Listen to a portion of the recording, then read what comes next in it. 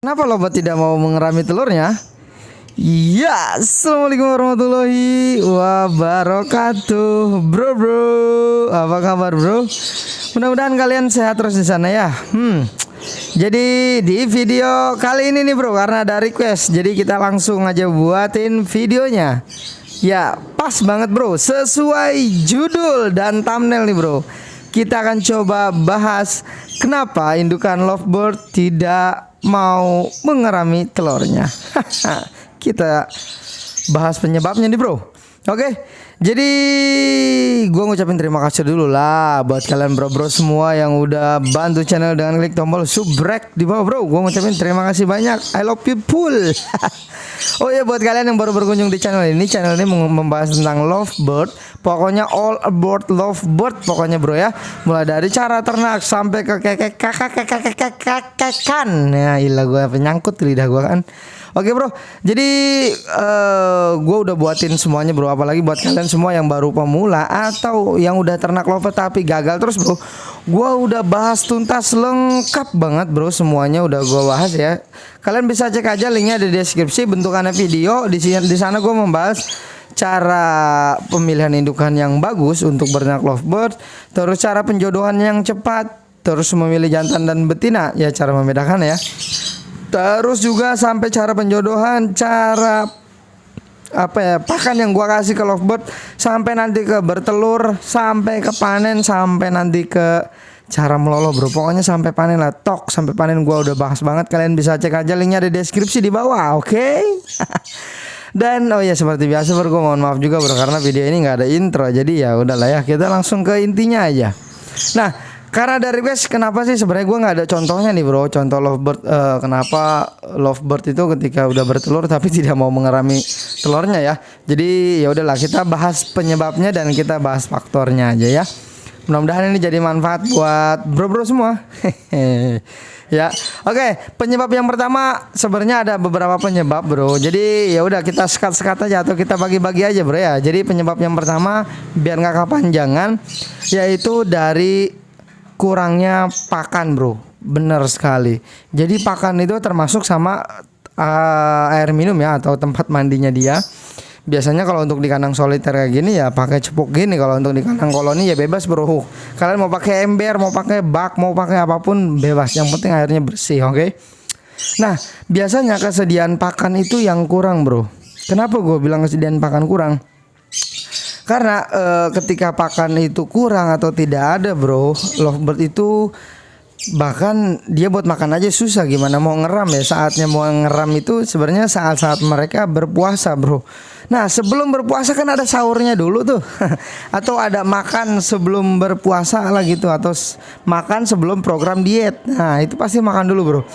Jadi saran gua adalah pastikan makanannya cukup. Apapun yang kalian pakai teknisnya, mau sistem kering, mau sistem basah, mau pakai egg food, mau pakai apapun, yang penting pakannya ada, oke? Itu sebenarnya ya. Jadi mau pakan biji-bijiannya atau kalian mau yang biasa pakai pur, ada purnya. Kalau yang kalian pasti biasa pakai egg food itu kayak jagung, sayur dan sebagainya, itu harus ada. Terus air minum juga pastikan ada, oke, bro?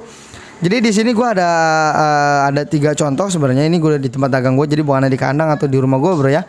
Jadi ini pembahasannya di tempat dagang gue. Jadi ya udah, gua ambil gambarnya di sini aja. Dan ini sebenarnya udah pada ngerem. Ini kandang 1, kandang kedua, kandang ketiga. Alhamdulillahnya ngerem semua, bro. Jadi video ini kita bahas pembahasan sesuai request saja. Penyebabnya biar kalian juga tahu kenapa sih penyebabnya lovebird itu tidak mau mengerami telurnya. Oke, faktor yang pertama adalah yang tadi sebenarnya simple sederhana tapi fatal, yaitu pakan, bro. Oke. Nah, yang kedua ini itu adalah stres. Nah, lo bener banget, bro. Kalau udah bicara stres lovebird ini balik lagi sama si lovebirdnya ya, ketergantungan si lovebird itu. Biasanya lovebird itu beda-beda karakter, bro. Jadi ada yang stresnya manja, ada juga yang stresnya ekstrim. Jadi dia itu kadang kita goyang-goyangin atau glodok kita pindah-pindahin, itu tetap mau mengeram. Biasanya itu yang memang sifat lovebirdnya itu ekstrim, bro ya. Jadi wah, dia pokoknya kebal mental lah gitu lah ya.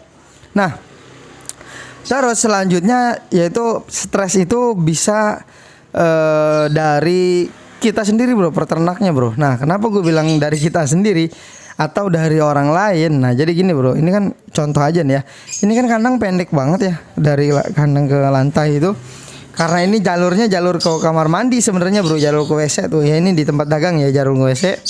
Nah biasanya ada juga lovebird yang manja bro. Jadi ketika kita lewat aja dia udah pada mabur, dia udah merasa terganggu. Lovebird itu bisa udah merasa stres, atau bisa juga kandang yang ada di sini nih, ini kan langsung ke jalan tuh bro.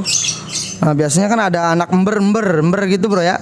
Nah itu juga bisa bikin lovebird itu stres. Tapi balik lagi bro, tergantung dari karakter lovebirdnya ya, yang ekstrim atau yang biasa-biasa aja, atau maksudnya apa ya, yang cepat stres. Nah kalau misalkan kalian cepat stres itu, saran gua adalah posisikan atau tempat kandang kalian nih, kalau misalkan pakai soliter itu bisa taruh di pojokan, atau ya pokoknya yang intinya kena angin-angin atau kena sinar matahari dikit-dikit nggak jadi masalah bro. Apakah lovebird ini boleh jika tidak kena matahari? Jawabannya boleh banget bro. Jadi lovebird ini sebenarnya fleksibel. Kalian ternak lovebird itu fleksibel banget bro. Jadi mudah dan gampang banget bro ya. Nah terus selanjutnya adalah kalian sering buka-buka glodok. Nah ini nih, ini yang bahaya nih bro biasanya. Sama sih, gue juga termasuk kadang-kadang suka kepo ya. Lovebird ini udah nelor belum sih? Lovebird ini udah netes belum sih? Biasanya kayak gitu ya. Jadi sebenarnya itu adalah ketergantungan dari lovebirdnya nih. Kalau misalkan lovebirdnya ini cepat stres, saran gue adalah jangan sering buka glodok bro. Ya, tapi kalau misalkan kalian udah kepantau, oh ini lovebird bertelur nih ya, biasanya ada ciri-cirinya lagi. Nanti kita bahas di video berikutnya aja ya.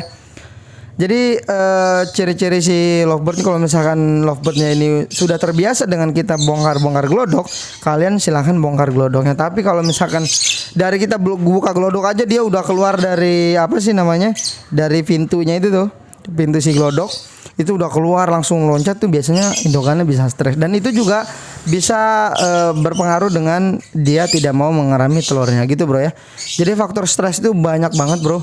Mulai dari suara, terus juga dari pencahayaan atau pencahayaan yang terlalu, misalkan ya, ini gua pakai flash nih bro, ini ada lovebird, gua kasih cahaya kayak gini nih, itu ada juga bro lovebird yang bisa stres ya. Terus kedua juga perilaku dari lingkungan sekitar, bisa dari kalian atau dari teman-teman atau anak, istri atau selingkuhan kalian goyang-goyangin kandang, itu juga faktor yang cukup apa ya, cukup fatal juga sih sebenarnya menggunakan biar lovebird itu bisa stres gitu bro ya.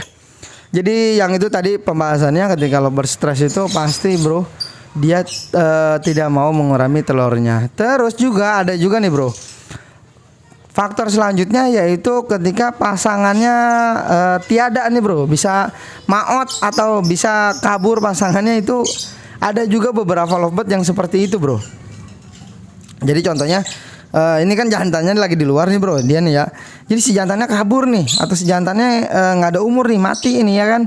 Nah itu juga si cewekannya yang lagi ngerem itu juga bisa stres bro, dan itu bisa tidak dikerami telurnya. Oke. Nah tapi ada juga memang yang jantannya kita cabut, cewekannya atau indukan betinanya itu masih terus mengeram, itu ada juga bro. Makanya balik lagi, kalian mesti tahu dan paham karakter lovebird kalian ya, atau indukan lovebird kalian ya. Nah itu tadi pokoknya penyebab kenapa telur lovebird tidak mau dikerami. Terus yang terakhir nih bro, biasanya telurnya kebanyakan. Nah ini nih, ini faktor dari misalkan gini ya, kalian itu beli lovebird tapi tidak pasangan, terus kalian pasangin, sebenarnya si cewekan itu udah membawa telur. Contohnya gini lah, misalkan gue beli si kuning nih ya, beli si kuning ini gue janda, terus si hijaunya gue belinya duda. Nah janda ini sebelumnya sebenarnya dia udah kawin bro, jadi dia pas kalian beli itu udah mengandung telur. Nah terus akhirnya telurnya dikeluarin di dalam glodok, misalkan 3 atau 4. Terus selanjutnya ini si kuning ini dikawinin lagi sama pasangan barunya, sama si hijau. Itu juga dia kan lama-lama juga kan mengandung telur tuh, lama-lama telurnya juga di dalam glodok. Itu telurnya juga banyak. Nah itu yang menyebabkan mungkin lovebird males untuk mengerami telurnya gitu ya bro. Jadi ada banyak faktor sebenarnya, balik lagi sama ke tingkat kestresan lovebirdnya dan karakter si lovebirdnya itu sendiri gitu bro ya. Nah Oh iya, ini gue nyorotin kayak ini yang belum kalian tahu nih, ini adalah lovebird poligami gua, bro. Kalian bisa cek aja, linknya ada di deskripsi atau kalian nanti obok-obok channel gua aja lah. Gua udah bahas lengkap banget, bro. Jadi lovebird ini adalah lovebird poligami, 1 jantan 2 betina gitu, bro ya. Oke bro, gitu aja kali ya dari gua. Mudah-mudahan video bisa bermanfaat, bro. Jangan lupa subrek dan jangan lupa menyukai atau like channel kok jadi channel ya video ini, bro.